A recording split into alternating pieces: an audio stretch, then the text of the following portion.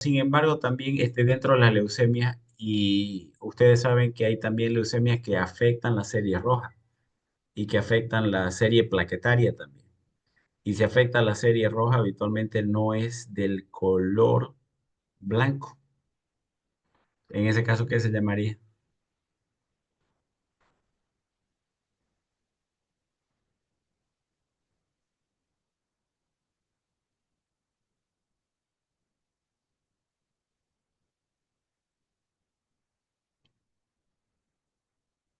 ¿Alguien sabe?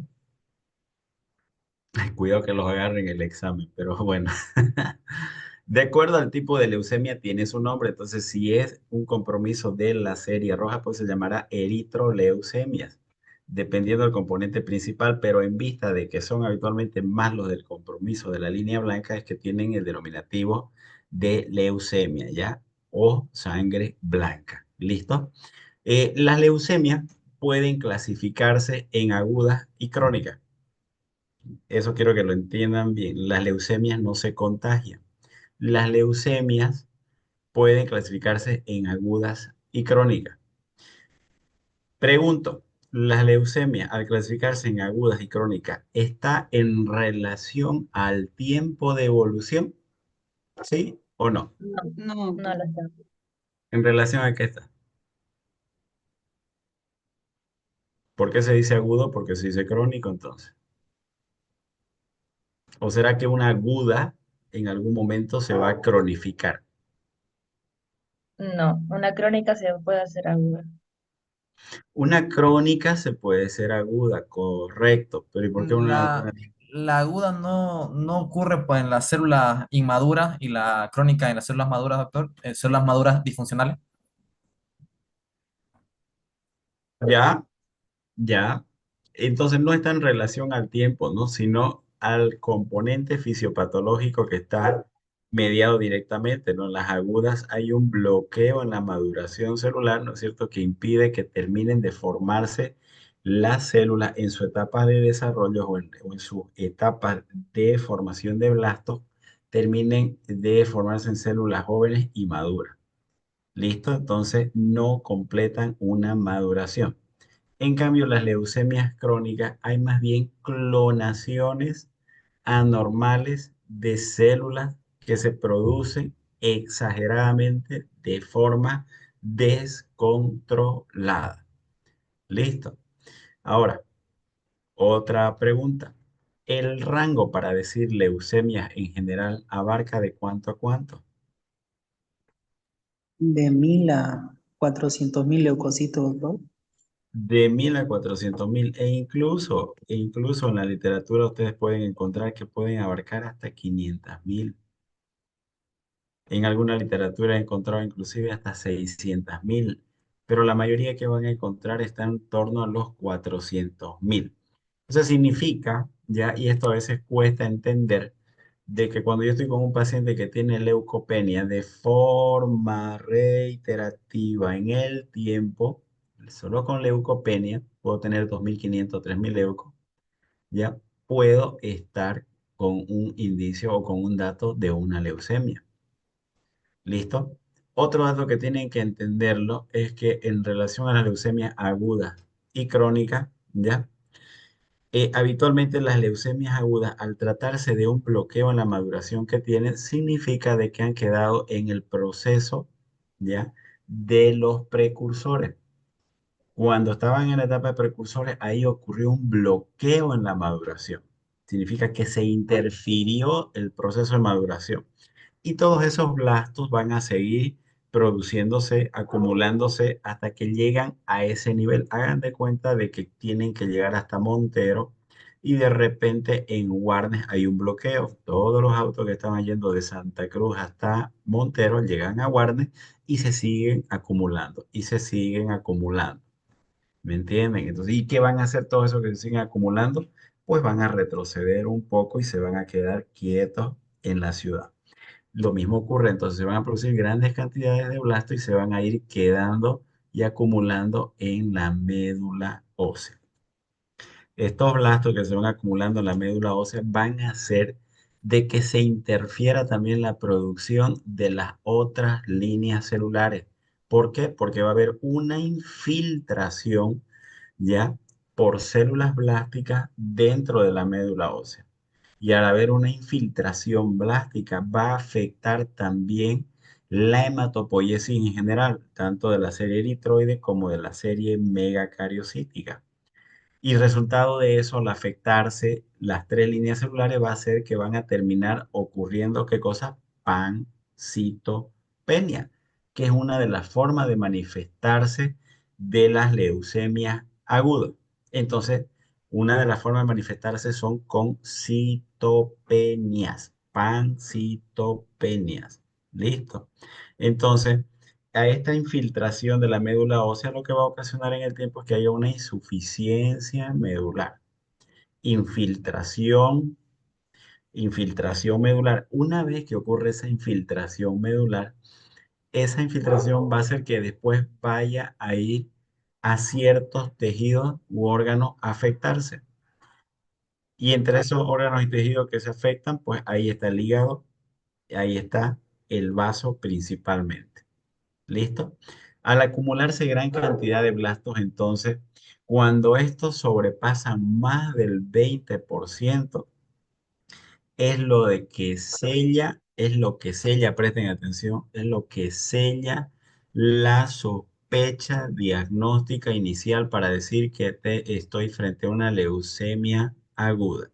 La acumulación del más del 20% de blastos ya es lo que hace la diferencia entre el que sea un proceso leucémico y entre lo que puede ser una reacción leucemoide. En las reacciones leucemoides puedo yo tener también presencia de blastos, pero que no van a sobrepasar el 20%. Entonces, si voy a ir haciendo ya reuniendo cierto perfil de las leucemias agudas, voy a tener de que habitualmente entonces tiene citopenia periférica, hay pancitopenia, ¿cierto? Suelen ser más leucopenias lo que tiene. Suele haber más infiltrado por células blásticas, por lo tanto el denominativo de estos tipos de leucemia en general se llaman leucemias mieloblásticas, si es de la serie mieloide, o linfoblásticas, si son de la serie linfoide. ¿Listo? Entonces, ahí que se comprenda.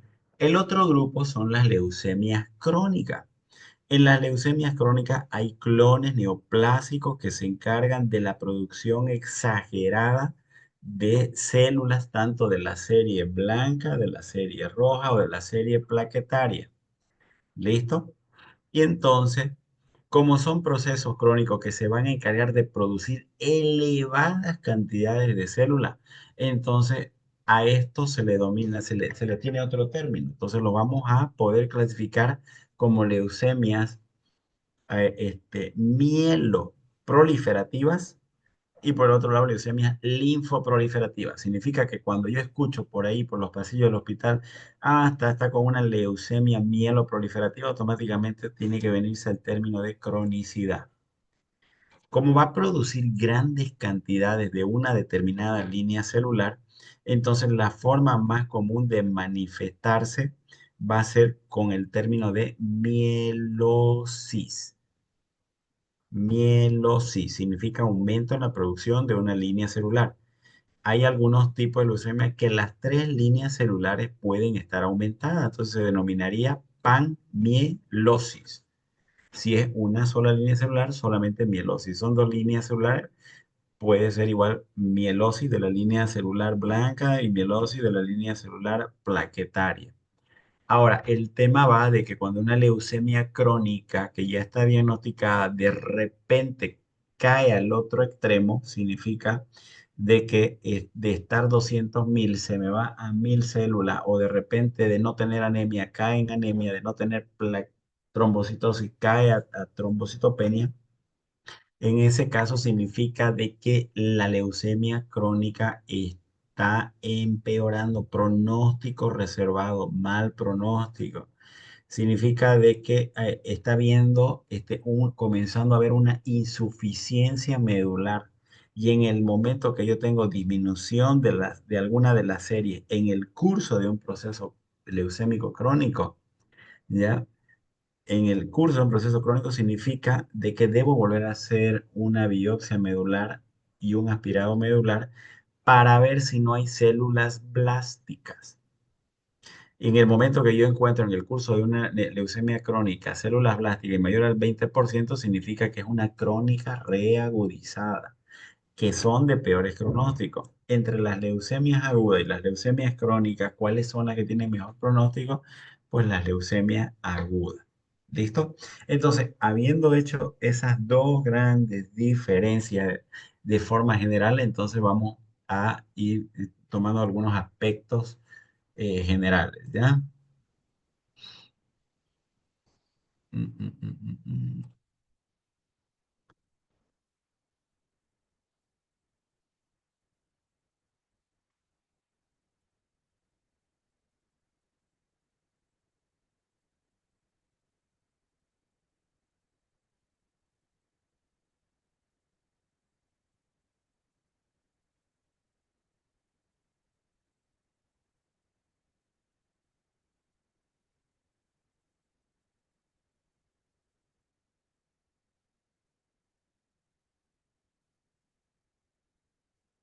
Bien, entonces en relación a los tipos de leucemia, estadísticamente, entonces las leucemias mieloides agudas son las que ocupan el 45%. En segundo lugar, las leucemias linfocíticas crónicas, luego las mieloides crónicas, luego las linfocíticas agudas y las tricoleucemias que ocupan alrededor del 1%. Este es el orden de frecuencia habitualmente estadístico en el que se presenta, ¿ya?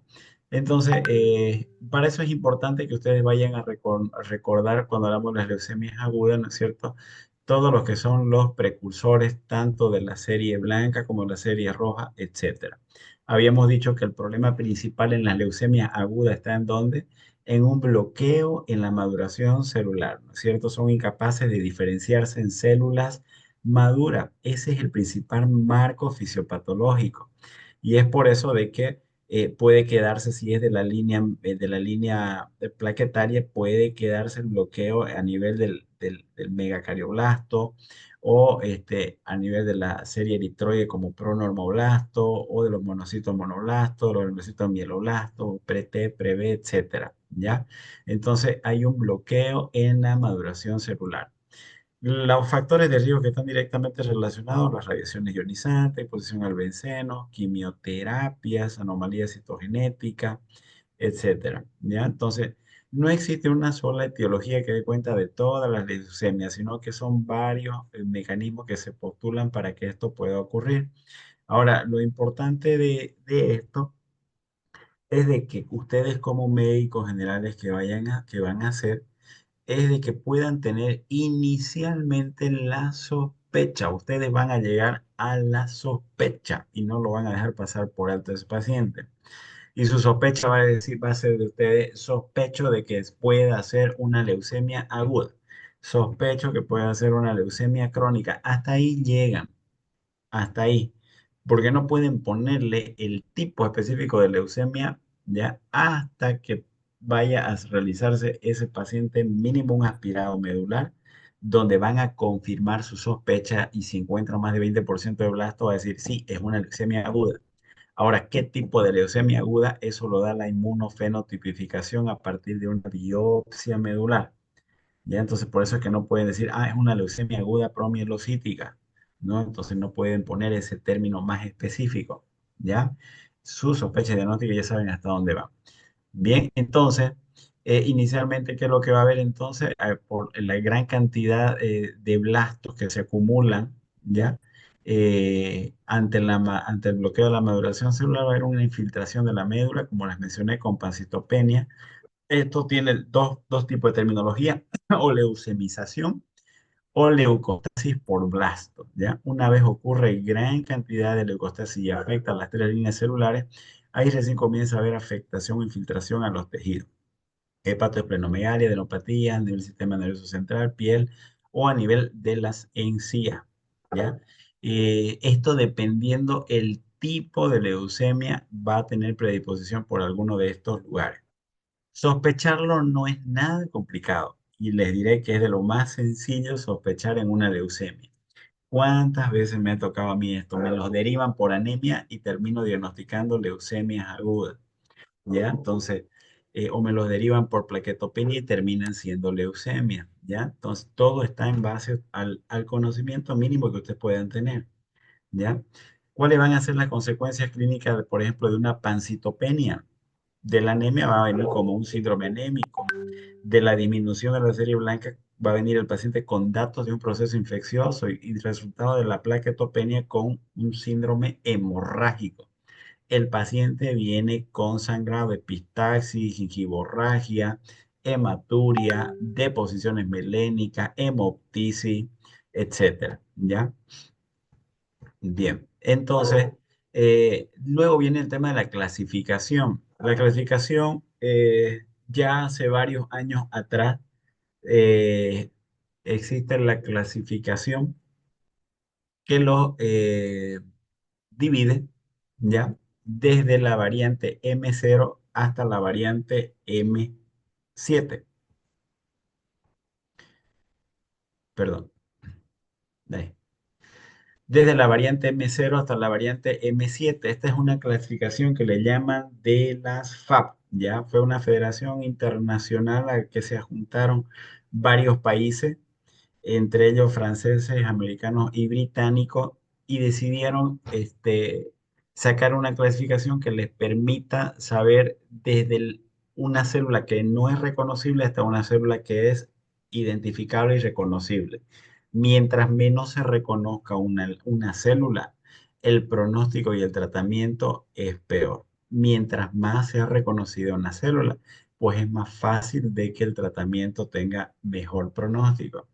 ¿Ya? Y miren, es fácil de conocerlo esto. Desde el M0 hasta el M5 es la serie blanca, M6 serie roja, M7 serie plaquetaria.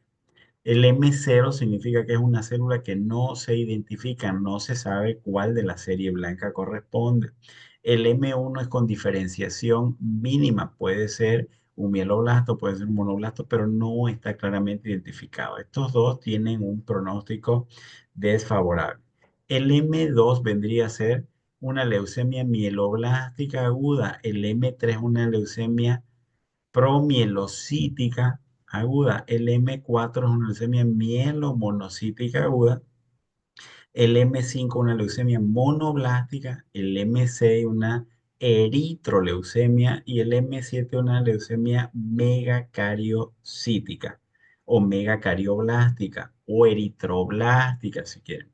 Cualquiera de las dos opciones que ustedes le pongan es muy válido. ¿Listo? Esta clasificación de la FAB es importante porque de acuerdo al tipo de leucemia que se identifique, pues el tratamiento va dirigido en una dirección más específica.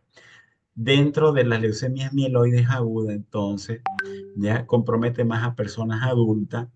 Y esto hay que entenderlo. Hay algunas leucemias que son propias de los adultos. Hay unas leucemias que son propias de los ancianitos. Hay unas leucemias que son propias de los niños. Por ejemplo, las leucemias mieloides agudas son propias de los adultos y cuando me refiero a adultos me refiero a aquellos mayores de 18 años. Si yo encuentro en un niño una leucemia mieloide aguda, sí puedo encontrarlo, pero el hecho que lo encuentre en un niño, quizás el pronóstico no sea tan bueno como en un adulto. Las leucemias linfoblásticas agudas son las leucemias más frecuentes en los niños, pero si yo lo encuentro en un adulto, el pronóstico no es el mismo. Tiene mejor pronóstico en niños y tiene peor pronóstico en el adulto encontrar, por ejemplo, las leucemias linfoblásticas agudas. Depende en cuál tipo de grupos sea más frecuente. ¿Ya? Entonces eso hay que tomarlo en cuenta. El M2, el M3 y el M4, por ejemplo, son los que tienen mejor pronóstico. Si nos recordamos un poquito, el M2, ¿cuál era?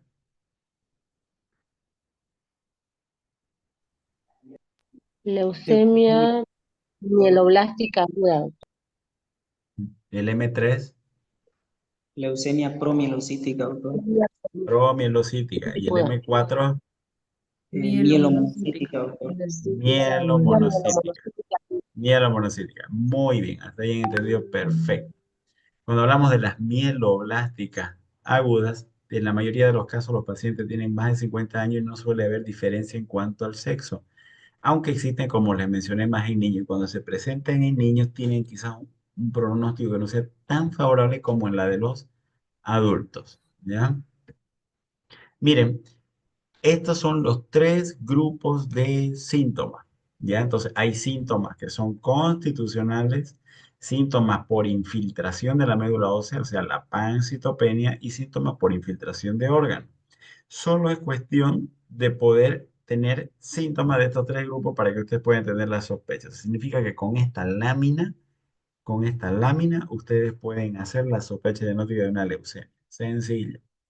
Los síntomas son propios, ¿no es cierto?, de una anemia, lo que van a tener acá. Astenia, debilidad, pérdida de peso por la misma enfermedad sistémica que van a tener frente a ustedes, ¿no? Y la sudoración nocturna son parte de los síntomas constitucionales de una enfermedad oncológica. ¿Listo? Entonces, siempre hay que investigar en todo paciente que ustedes sospechen de que se trate de un cáncer, cualquiera que sea, pérdida de peso y diaforesis o sudoración nocturna. Los síntomas por infiltración, ya les comenté, anemia, está el paciente pálido, infecciones, viene con fiebre, ya habitualmente está febril el paciente, y siempre hay una infección, o habitualmente son bacterias gram negativas, son anaerobios, ya pueden ser hongos o procesos virales poco comunes. ¿Listo? Y diátesis hemorrágica, de la nada sangrado, no hay historia de sangrado previo.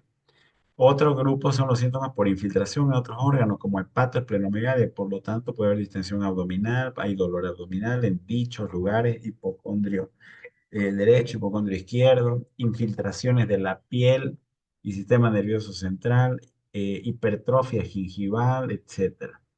¿Ya? Perdón un segundito. Ok, ya, entonces hay una triada clásica que es de astenia, propiolamia, sangrado por la proquetopenia y fiebre por la neutropenia. Bueno, eso acabo de comentarlo, ¿ya? Dependiendo del tipo de leucemia, entonces tienen predisposición por un determinado lugar, ¿ya? Por ejemplo, los dolores óseos son más propios en los niños, la hepatoesplenomegalia en los adultos, la infiltración cutánea que se llama leucemia cutis, ¿ya? Va dentro de lo que es la variedad M3, va dentro de lo que es la variedad M4, ¿ya? Eh, Son infiltraciones en la piel que puede tener un aspecto de una dermatitis crónica. Esto sí o sí tiene que verlo la dermatóloga y a través de una biopsia de la piel es lo que da la infiltración por células neoplásicas blancas, infiltraciones leucocitarias, etcétera, informan, ¿ya? El tipo 2 o la variedad de M2 es propio de que haya una afectación ocular llamada cloroma, el M4 y M5, hiperplasias gingivales, ya las encías están más con tendencia hacia el sangrado al contacto. La variedad de M3 que tiene la particularidad que es el tipo de leucemia que más sangra.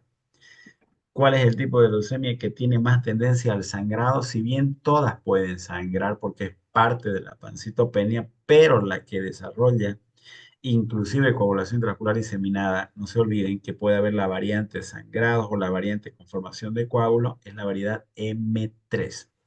Y síndrome de leucostasis por la cantidad excesiva de una línea celular que pueda estar predominando, en este caso la serie blanca, y no me refiero a que haya pancitopenia. Puede haber pancitopenia, pero no se olviden que hay cualquier cantidad de blastos circulando en sangre periférica. Eso hace de que haya como si hubiera más cantidad de células dentro del torrente circulatorio. Y eso, el síndrome de leucostasis, no solamente se presenta en las agudas, hay en algunas crónicas también, y pueden desarrollar incluso accidentes cerebrovasculares, no se olviden. Entonces, ¿cuál es mi sospecha habitual en la que yo cómo yo puedo sospechar en una leucemia aguda, muy aparte de que el paciente venga con anemia, venga con plaquetopenia, venga con anemia, leucopenia y plaquetopenia? Hay ciertos valores en el hemograma que me pueden hacer sospechar aún más. Por ejemplo, que yo tenga una hemoglobina menor a 8 y una plaquetopenia menor a 20.000, ¿ya? Son los dos datos más característicos. Me viene el paciente sangrando por las encías con hemoglobina de 8, plaquetopenia en los 20.000, sin datos de sangrado de órganos, por decirle. Y encima me viene febril. Para mí es una leucemia aguda hasta que no se demuestre lo contrario. Y si a eso le hago una ecografía abdominal y veo una esplenomegalia, con mayor criterio ya yo puedo estar casi seguro de que eso sea una leucemia aguda. De paso, se hace un aspirado medular y en el aspirado me reporta más de 20% de blasto. Listo, lotería. Con eso yo tienen ustedes ganado de que eso es una leucemia aguda. No se olviden, la presencia de blastos sella el diagnóstico de leucemia aguda.